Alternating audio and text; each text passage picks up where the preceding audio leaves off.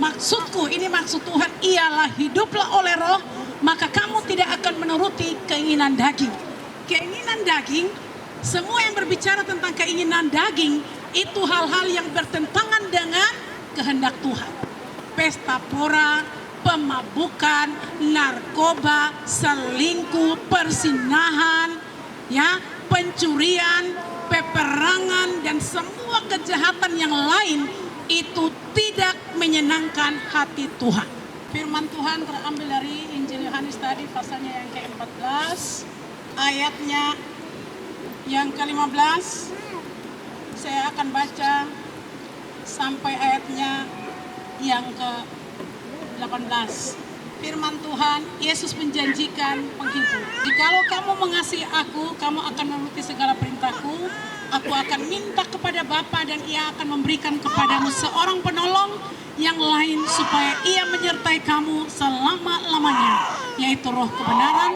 Dunia tidak dapat menerima dia sebab dunia tidak melihat dia dan tidak mengenal dia, tetapi kamu mengenal dia sebab ia menyertai kamu dan akan diam di dalam kamu. Aku tidak akan meninggalkan kamu sebagai yatim piatu. Aku datang kembali kepadamu. Puji Tuhan. Firman Tuhan hari ini yang menjadi ayat renungan kita adalah ayat yang ke-16.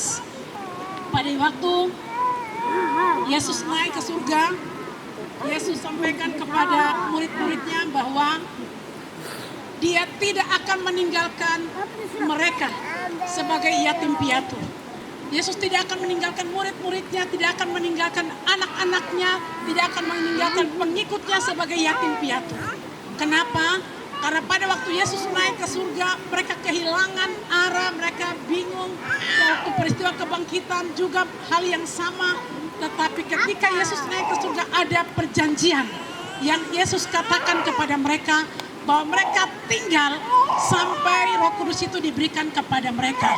Kenapa? Supaya Roh Kudus itu tidak meninggalkan mereka sebagai yatim piatu. Dia datang untuk menjadi penolong. Jadi saat ini kita akan belajar dari dua hal. Roh Kudus sebagai penolong, dia juga sebagai sumber kebenaran dalam hidup kita. Roh Kudus sebagai sumber kebenaran dan sebagai penolong dalam hidup kita. Ibu jemaat Tuhan sekalian, kalau sekiranya saja Yesus naik ke surga dan dia tidak berikan penghibur atau penolong itu kepada kita, kira-kira suasana dalam dunia ini seperti apa? Yesus yang menjadi sumber terang itu, dia datang memberikan terang, dia memberikan jalan, dia berikan hidupnya untuk kita. Kita ada keselamatan, kita menerima keselamatan, kita ada jaminan hidup yang kekal, semua lewat Yesus. Jadi waktu ada Yesus dalam pelayanan, dia buat banyak mujizat, itu banyak orang dan banyak pengikutnya sampai Alkitab mencatat bahwa ada 5.000 laki-laki peristiwa mujizat 5 roti dan 2 ikan. Itu berarti bahwa mujizat atau pengikut Tuhan terlalu banyak dan ada mujizat yang dia lakukan. Sehingga semua pengikutnya itu merasa damai. Mereka sukacita. Mereka tahu bahwa ada seorang pemimpin yang mampu melakukan segala sesuatu yang di luar pikiran mereka. Apa yang Yesus buat itu sesuatu yang berbeda. Kesusahan mereka ditolong. Ada orang-orang yang harus dihukum dibebaskan. Dan itu ada sukacita di dalam hati setiap pengikutnya. Lalu kalau Yesus naik ke surga dan dia tidak berikan penolong itu datang kepada kita, Roh Kudus tidak dicerahkan. Saya pikir kita hidup sebagai orang yang hampa. Karena tidak akan ada damai sejahtera. Tidak akan ada sukacita. Ya, pasti akan ada peperangan atau ada keributan, ada hal-hal yang tidak membawa damai sejahtera di dalam dunia ini. Itu sebabnya waktu Yesus naik ke surga dia bilang, aku akan minta kepada Bapa. Jadi Yesus katakan saya akan minta kepada Bapa untuk berikan seorang penolong yang lain supaya kamu tidak tinggal sebagai yatim piatu. Itu berarti Yesus begitu memperhatikan semua kehidupan dari pengikutnya, semua kehidupan dari umat manusia. Bahwa penolong itu datang untuk menjadi penolong dan penghibur bagi kita. Ada masalah, ada persoalan, Roh Kudus itu akan memberikan damai sejahtera di dalam setiap hidup kita. Ya, kita ada doa Bapa kami yang diajarkan. Kita hadirkan surga di dalam dunia ini. Pertanyaan saya sekarang, bisakah tidak suasana surga itu kita hadirkan di dalam dunia? Pasti bisa, ya bisa. Kenapa? Waktu kita hidup di dalam Tuhan, kita ada sukacita. Kalau kita lihat di dalam dalam kitab Kisah Para Rasul pasal 2, ketika roh itu dicurahkan kepada mereka, mereka sudah dipenuhi dengan Roh Kudus, mereka beritakan Injil, lahirnya gereja-gereja mula-mula. Itu semua orang yang ada di situ, mereka menjual harta benda mereka. Tanah mereka jual, ya, makanan, harta benda mereka jual, dan mereka bawa ke bait Allah, dan di situ mereka berikan makan bersama-sama. Ada sukacita, tidak ada orang yang kelaparan. Karena yang tidak punya, yang punya memberikan tumpangan kepada yang punya. Jadi milik mereka itu menjadi milik bersama. Tidak ada saya punya tanah ini, saya punya kau, tidak ada, saya tidak urus. Tetapi kepunyaan mereka adalah kepunyaan bersama. Berarti ada sukacita, dan sukacita itu disebabkan oleh karena hadirnya Roh Kudus. Jadi kita sekarang, kita juga dapat melakukan apa yang Tuhan katakan, bahwa kita bisa menghadirkan kerajaan surga di bumi. Kita lihat Galatia pasal 5 ayatnya yang ke-16.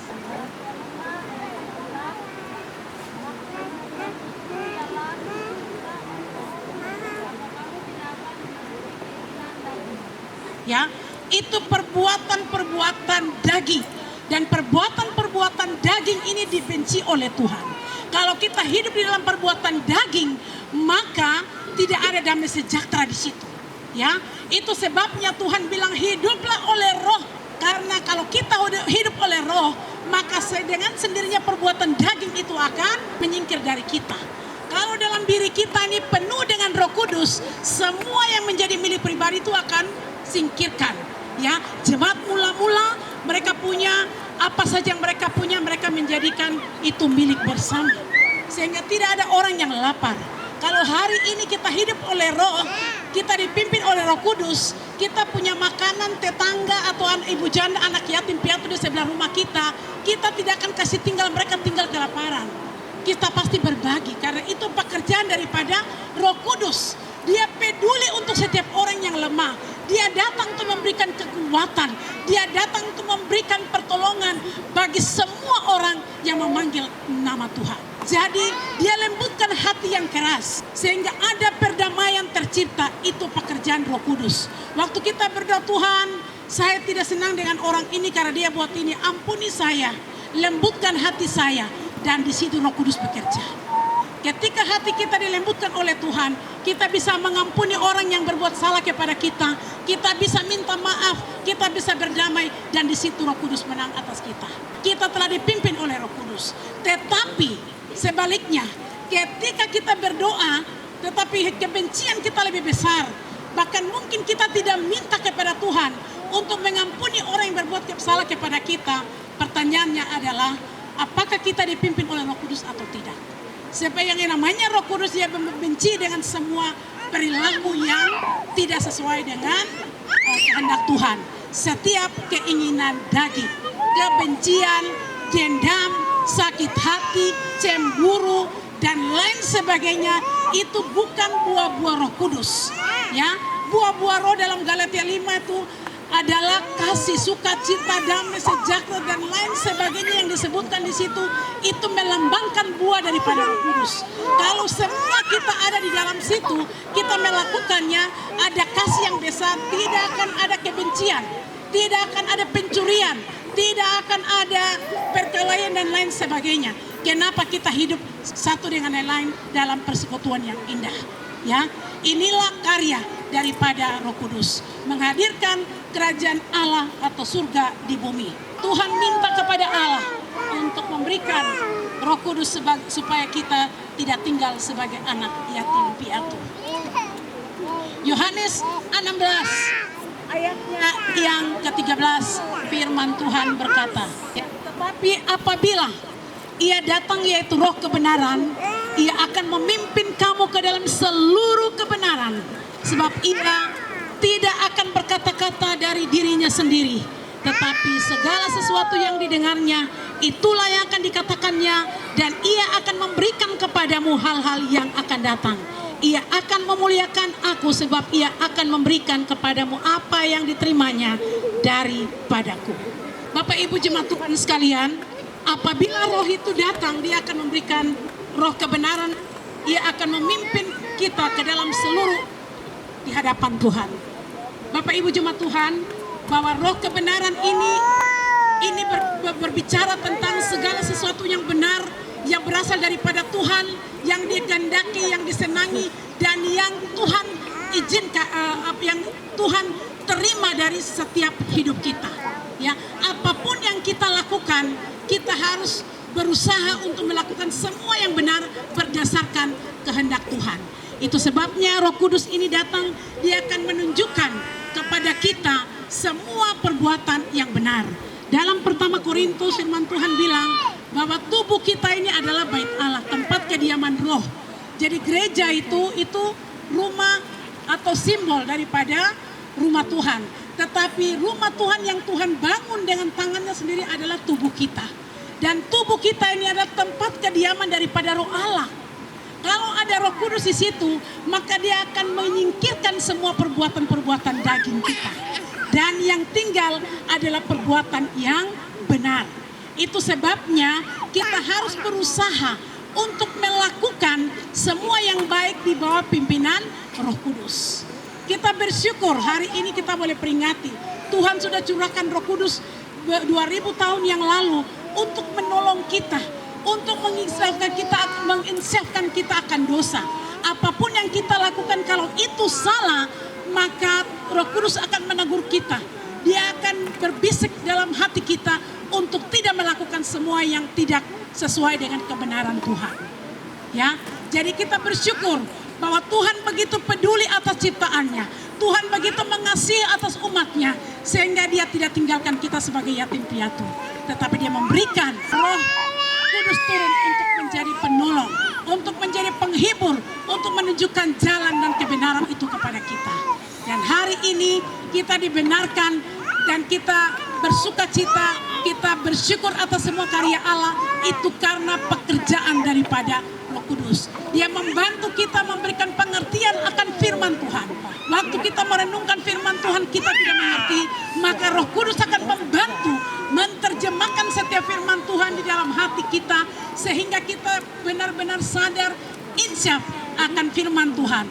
Ketika kita sudah mengerti, kita sadar akan firman Tuhan, maka terjadilah pertobatan. Dan kalau kita sudah bertobat, maka yang kita lahirkan adalah bukan perbuatan-perbuatan daging, melainkan perbuatan-perbuatan roh, yaitu buah-buah roh itu sendiri.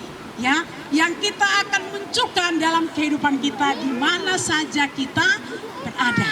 Jadi buah-buah roh itu akan menjadi gaya hidup kita. Dimanapun kita pergi, kita ada kasih. Karena kalau ada kasih, kita akan peduli. Kalau kita peduli orang lain yang kita pedulikan, dia akan senang. Dia akan senang karena kita peduli. Tuhan bilang, dari semua hukum bisa kamu lakukan. Tetapi yang terutama adalah kasih kepada Allah. Kalau kita bilang kita mengasihi kepada Allah, itu terjemahannya kita kasih kepada sesama kita. Lebih lagi daripada itu, kita mengasihi orang yang membuat salah kepada kita. Orang yang melakukan kejahatan kepada kita. Karena kalau kita buat baik, apa jasa kita? Orang kafir yang tidak mengenal akan Kristus, yang tidak percaya akan Yesus, mereka lebih jauh, lebih banyak daripada kita. Karena kepercayaan, ajaran agama mereka mengajarkan bahwa dengan berbuat baik dan amal, mereka akan masuk surga. Jadi untuk kejar kepada surga, mereka berusaha melakukan kebaikan. Jadi kalau kita ukur kebaikan kita dengan kita melakukan kepada orang-orang yang berbuat baik saja kepada kita, firman Tuhan bilang, apa jasa kita? Tidak ada. Karena orang kafir, mereka jauh melakukannya lebih baik daripada kita. Saya punya satu contoh kecil. Ya, kakak perempuan di rumah tuh kerja di panti jompo. Kita tahu ya, panti jompo itu lansia yang sudah tidak ada daya. Kalau kita mengurus, kita punya nenek dengan tete sendiri, kita pasti ada kasih sayang. Saya punya nenek jadi saya urus. Tapi kalau itu orang lain, ya, orang lain yang bukan keluarga kita, yang kita tidak kenal, pakai pampers, 2-3 hari sudah buang air besar di situ sampai kotoran sudah baulat keluar, mampu kerja. Semua yang mengaku Kristen di dalam KTP itu lebih banyak tinggalkan. Dan yang melakukan mereka yang bukan Kristen, yang datang bekerja, yang bukan PNS, yang bukan petugas di sini, tetapi mencari berkat. Aduh, ini amalnya besar di surga. Dosa kita diampuni. Orang seberang mengatakan demikian. Orang seberang, mama tua di rumah itu dia bilang, saya sudah melihat bahwa orang Kristen ini hanya besar puji-pujian. Jadi kalau kita menyanyi, kita bertemu seorang, kita lompat-lompat di gereja, dia punya hasil nol kalau kita tidak keluar dan berdampak di luar. Kalau kita tidak keluar berdamai dengan orang lain, hasilnya nol. Tidak usah lompat sampai setengah mati di gereja. Bila perlu di dalam gereja tidak usah ada orang. 1-2 orang ada tapi dia melakukan firman Tuhan. Itu yang terpenting, ya. Karena perbuatan baik ini dilakukan oleh orang seberang. Mereka yang mengerti akan perbuatan baik ini mereka melakukan. Almarhum Bapak Gembala dulu waktu kami tinggal di Kampung Harapan, kita masih di Panos punya rumah, belum ada gereja.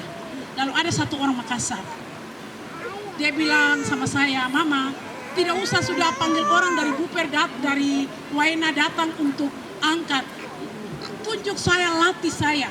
Biar saya angkat Bapak, saya bawa mobil, hidup saya waktu Bapak melayani ini saya hanya mau melayani Bapak saja. Saya bilang kenapa? Dia bilang aduh besar sekali amalnya. Jadi dia mau kasih air minum saja atau dia harus jongkok untuk baru dia antar air minum. Dia bilang ibu untuk urus Bapak ibu tidak usah panggil siapa-siapa, cukup saya saja. Apa yang dia lakukan, dia berusaha mau tangkap berkat Tuhan. Ya, mereka melakukan amal, perbuatan baik. Karena perbuatan itu ajaran mereka untuk masuk surga. Ya, jadi kalau kita melakukan baik kepada orang yang buat baik itu jasa kita tidak ada, firman Tuhan bilang. Tetapi orang yang membenci kita, mampu kita lakukan. Orang yang membenci kita, jangan kalau kita bilang benci banyak. Orang yang mungkin membunuh kita sudah, kita bisa ampuni. Yang berbuat salah bisa. Di zaman sejarah ini, sejarah dunia sudah membuktikan. Ya, Nelson Mandela, 27 tahun, tinggal di dalam penjara. Setiap pagi, orang yang melayani dia, itu kencing di atas dia punya kepala. Setiap hari 27 tahun. Pengawal itu yang kencing dia punya badan. Dia minum dan makan bersama dengan air kencing dari orang dewasa yang kencing itu setiap hari. Apa yang dia buat? Dia keluar dia menghakimi dia. Dia tangkap masuk di penjara. Dia bilang ketika saya keluar, orang ini yang akan saya angkat menjadi Perdana Menteri. Orang ini akan makan sehidangan semeja dengan saya. Dan dia buktikan itu. Karena kasihnya kepada siapa? Kepada Tuhan. Pengampunan yang sempurna dia berikan. Itu bukti kasih yang nyata. Ya. Jadi kalau kita tidak punya kasih hari ini, minta kepada Bapa, minta kepada Roh Kudus, mampukan kita untuk melakukan yang namanya kasih. Karena kalau ada kasih, dia akan melahirkan perbuatan-perbuatan yang lain. Ya. Karena ada kasih, dia akan melahirkan semua yang lain. Ada kebenaran, dia akan menuntun kita kepada semua yang lain. Sehingga janji berkat Tuhan yang lain tidak usah kita pikir. Tuhan akan perintahkan datang mencapai kita. Mau sembunyi di balik gunung, di kolong, sembunyi di gua batu, dimanapun berkat Tuhan akan mencapai kita. Karena apa? Kita menghormati Tuhan dengan mengasihi sesama. Menghormati Tuhan dengan melakukan apa yang Tuhan perintahkan kepada kita. Tuhan sudah lakukan tugasnya dengan selesai. Hari ini kita peringati pencurahan Roh Kudus. Ada mandat yang Tuhan berikan, ya. Waktu Tuhan naik ke surga dia bilang ada tugas untuk setiap kita yang percaya kepada Tuhan. Bukan saja kita semangat dan kita puas dengan KTP kita menjadi Kristen, tapi tugas dan tanggung jawab sebagai umat atau anak Tuhan, ya, itu yang harus kita lakukan. Kalau kita punya KTP saja yang Kristen, diri kita tidak menjadi gambaran dan pengikut Kristus sesungguhnya. Waktu Tuhan datang nanti KTP kita yang masuk surga, kita masuk api neraka. Kenapa? Karena KTP saja yang label Kristen, kita ini melakukan kejahatan banyak. Jadi jangan sampai KTP yang masuk surga, tubuhmu pemilik KTP ada di neraka. Bertobat hari ini, ya. Pulang minta kepada Tuhan, mampukan saya untuk melakukan perbuatan baik kasih yang berasal dari surga. Kalau kasih itu dari Tuhan, dari surga, kita akan mampu melakukan. Tetapi kasih itu kalau dari diri kita sendiri, kita akan capek, kita akan bosan. Itu sebabnya kasih sejati itu sumbernya daripada Allah. Kita minta kepada Dia karena sudah ada di sini. Dia sudah berikan roh itu untuk membantu kita. Waktu kita minta, Dia datang. Mintanya dari hati, bukan dari bibir saja. Waktu kita minta dengan sepenuh hati, maka akan kita terima dengan penuh. Waktu kita terima dengan penuh, kita mau melakukan apa saja, semuanya Tuhan mudahkan. Karena Tuhan sendiri yang berikan kepada kita lewat Roh Kudus. Ada mandat yang Tuhan berikan kepada kita untuk pergi beritakan Injil. Dia akan mampukan kita untuk keluar beritakan Injil. Tidak ada rasa takut dan malu. Kita akan keluar beritakan Injil karena kita percaya nama Yesus, nama yang menang, nama yang hidup. Kita punya Tuhan yang menang, jadi kita mampu melakukan.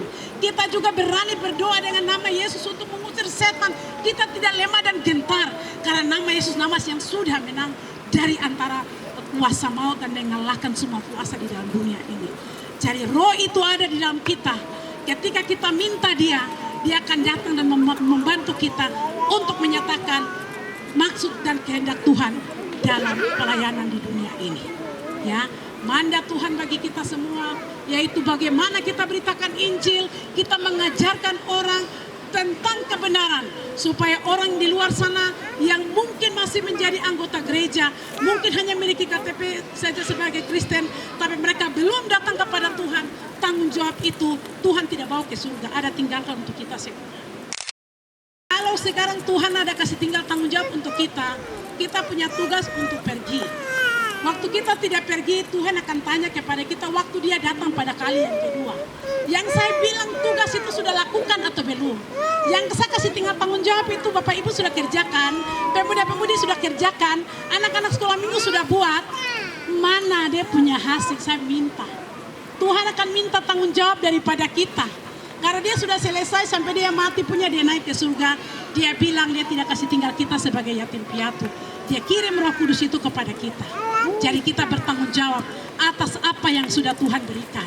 Roh Kudus sudah datang kepada kita. Sekarang tugas kita bagaimana? Setelah pulang dari tempat ini, apakah kita hanya mau pikul KTP Kristen atau kita mau melakukan apa yang Kristus amanatkan kepada kita? Ya, pergi beritakan Injil, menghasilkan buah, hidup mengasihi. Apa yang kita punya kita bagi, mengampuni banyak orang, melahirkan buah-buah roh dalam diri kita. Karena Roh Kudus ada dan siap mampukan kita untuk melakukan setiap karya Allah di dalam dunia ini. Kalau kita siap, segala kemuliaan bagi Tuhan. Bapak Ibu akan rasakan berkatnya. Bagaimana kita menyenangkan hati Tuhan. Tuhan perintahkan segala berkat yang ada di dalam dunia ini mencapai kita. Dan di surga Tuhan sediakan mahkota bagi setiap orang yang memberitakan Injil untuk memenangkan jiwa bagi kerajaan surga. Ya, jadi jangan kita menjadi anggota gereja, jangan puas jadi pengurus organisasi, jangan puas menjadi majelis, tetapi tugas dan amanat itu diberikan kepada kita dan tinggal ada di tengah-tengah dunia ini. Tuhan pergi, Dia sudah kirim Roh Kudus untuk menolong kita sekalian, memampukan kita berbicara, berdoa, bersaksi akan nama Yesus. Ya, jadi kita ada waktu yang Tuhan izinkan, masih sehat, kuat, mari kita beritakan Injil. Di mana saja kita teruskan apa yang Tuhan amanatkan kepada kita. Supaya ketika Tuhan datang, kita dengan percaya diri bisa berdiri di hadapan Tuhan dengan bangga dan penuh sukacita, dengan tidak rasa bersalah, tidak rasa malu, berdiri di hadapan Tuhan karena percaya, tahu dengan yakin bahwa saya akan masuk surga karena mandat yang Tuhan berikan saya sudah kerjakan dengan baik. Ya, saya sudah kerjakan dengan baik. Kita dengan percaya, kita yakin sungguh kita datang menghadap Tuhan. Tidak takut dan malu. Ya, jangan sampai KTP kita yang pergi ke surga. KTP pergi surga ya itu siap. KTP kan Tuhan tidak butuh, anggap saja ya masuk api neraka tidak guna, barang itu juga tinggal di bumi. Roh kita yang pergi bagaimana? Roh kita pergi tidak bisa bawa KTP. Jadi jangan kita puas menjadi Kristen, bangga menjadi Kristen, tetapi tidak melakukan perbuatan-perbuatan yang Tuhan perintahkan kita lakukan. Ya, puji Tuhan, siang hari ini di dalam momen ibadah pencurahan Roh Kudus dan kami ada di dalam suasana ibadah padang. Kami bersyukur kepada Tuhan karena ada pesan Tuhan bagi kita, ada janji berkat Tuhan bagi setiap kita, bahwa Roh Kudus yang Tuhan berikan bagi kita sebagai penolong, kita tidak ditinggalkan sebagai yatim piatu. Dia berikan roh kebenaran supaya menginsafkan kita akan dosa dan setiap pelanggaran kita atas setiap perbuatan-perbuatan yang tidak memuliakan Tuhan. Dan ada mandat yang Tuhan berikan kepada kita bagi setiap anak-anak Tuhan yang telah percaya, mempunyai tanggung jawab untuk beritakan Injil bagi kerajaan surga. Kita berdoa, mengucap syukur untuk firman Tuhan di siang hari ini.